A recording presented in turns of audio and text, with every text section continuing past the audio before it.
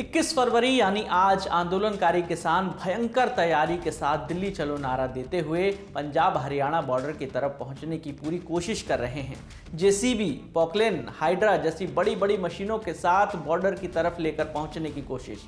आंदोलनकारी किसानों को रोकने के लिए बीती 20 फरवरी को पंजाब के डीजीपी ने आदेश दिया। आदेश था कि हाइड्रा, जेसीबी, पोकलेन, टिपर्स जैसी बड़ी मशीनों को पंजाब हरियाणा बॉर्डर की तरफ जाने से रोका जाए।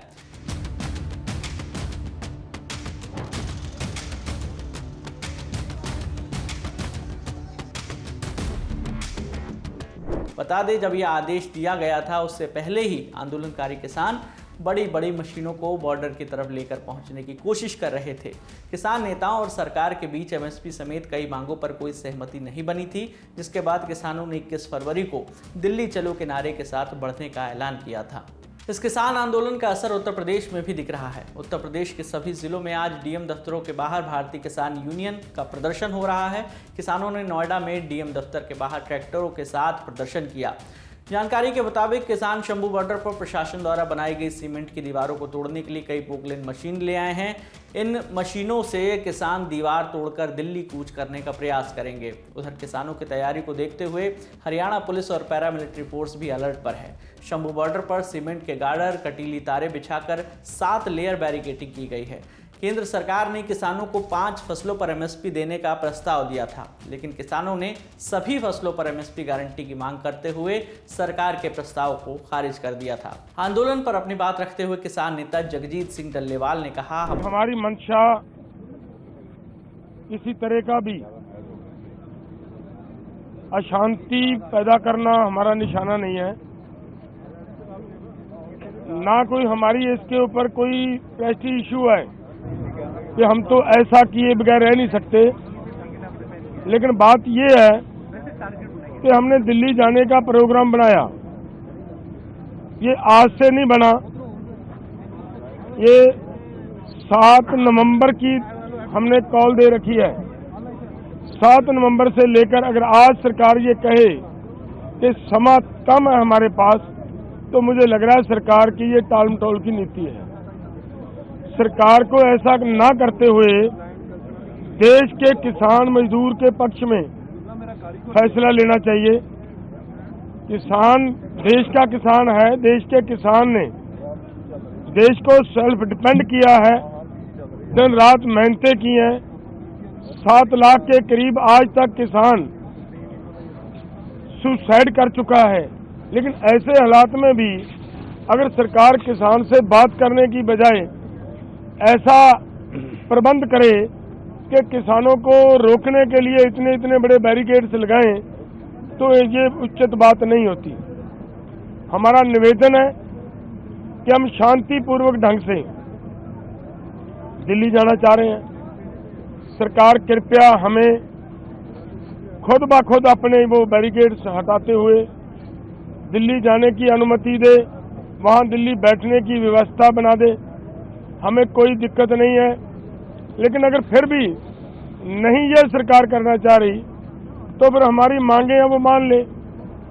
हमारे देश के प्रधानमंत्री जी हैं, हमारी सरकार जो वहाँ दिल्ली में बैठकर बड़े बड़े फैसले लेती है हमारे आम देश, पूरे देश के लोगों के लिए, वो आज अपने किसानों के लिए एक बयान नहीं दे सकते कि भाई किसानों का हम ये मामला उनके फसलों की खरीदी का गारंटी का कानून बनाने के लिए तैयार हैं, बनाते हैं, तो किसान भी शांत रहें। हम शांत हैं, किसानों को शांत कहने की किसी की जरूरत नहीं है। किसान पहले से ही पूरी तरह शांत हैं, सिर्फ उनकी एक हाथ आगे बढ़ेगा तो किसान अपने आप 2 हाथ आगे बढ़ाता है। सो इसलिए मैं किसानों और नौजवानों को भी ये अपील करूंगा कि देखिए आज जिस तरह का माहौल है, सरकार जिस तरीके से अपनी जिद पे अड़ी हुई है, ऐसे हालात को बड़े दिमाग से, बड़ी समझदारी से हमें हैंडल करना होगा। कहीं ऐसा ना हो कि हम आपा खो बैठें। एक और किसान नेता सरवन सिंह पंधेर ने कहा, जतन वार्ता का हमें न्योता मिला, हम उस वार्ता में गए, हमने हाथ बांध के केंद्र सरकार को ये निवेदन किया कि आप हमारे साथ बैठकर हमारे मसलों का हल कीजिए। अब सभी मांगों के ऊपर, एक एक मांग के ऊपर चर्चा हो चुकी है। अब तो निर्णय लेने का समय है।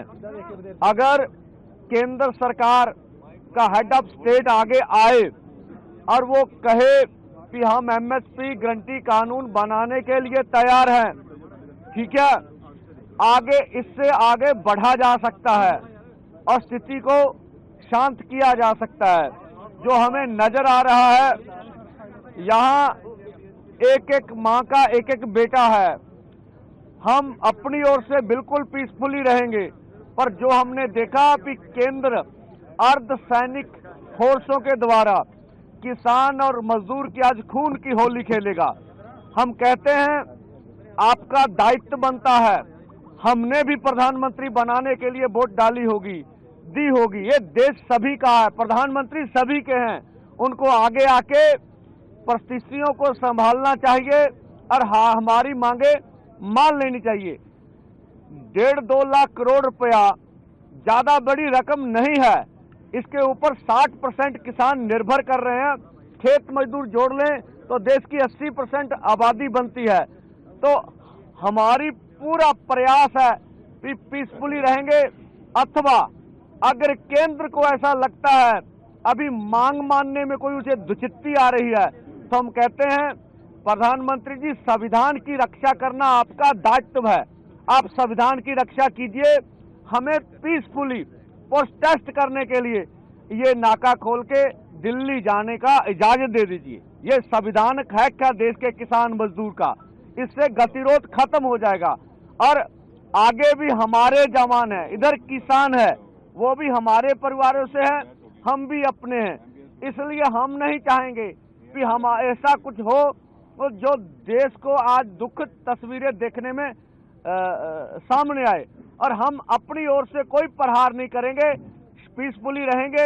अब गेंद केंद्र के पाले में, फिर आने वाले समय में क्या फैसला करते हैं। किसान आंदोलन से जुड़ी हर खबर ललन टॉप आपके लिए लेकर आता रहेगा। आपके लिए तमाम जानकारी जुटाई थी हमारे साथी शिवानी ने। मेरा नाम है विकास वर्मा। देखते रहिए ललन टॉप। शुक्रिया।